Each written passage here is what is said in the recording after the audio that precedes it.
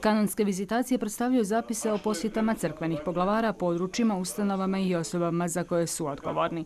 Uz to donosi i obilje povijesnih podataka, te je stoga riječ o vrlo važnoj povijesnoj građi koja je prevedena s latinskog jezika. Neki su povjesničari i koristili ove kanonske vizitacije, kako služeći se pritom izvornim latinskim tekstom.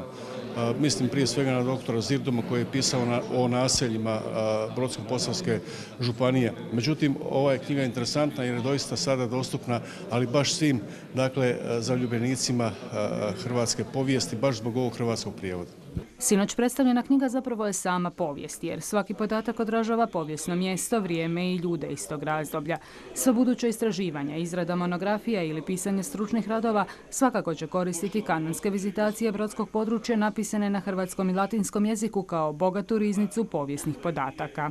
Ne može se više sad pisati neka monografija ili povijest škole, groblja, crkve, župe, sela, a da se ne konzultiraju ove kanonske vizitacije. Tu zapravo je početno i tu se vidi kad je počela škola, ko su prvi, koliko je bilo učenika, kakav je bio red. Znate, puno toga je to bilo u ovim kanonskim vizitacijama koje ćemo zapravo sada imati i to je jedno trajno bogatstvo, neprocjenjivo, to je jedna svjetska kulturna baština i neprocjenjivo kulturno blago. Na kraju treba dodati da je ova knjiga vrijedan doprinos objavljivanju povijesnih izvora s našeg područja, koji će svakako omogućiti i veće zanimanje stručne javnosti za korištenje zapisnika kanonskih vizitacija.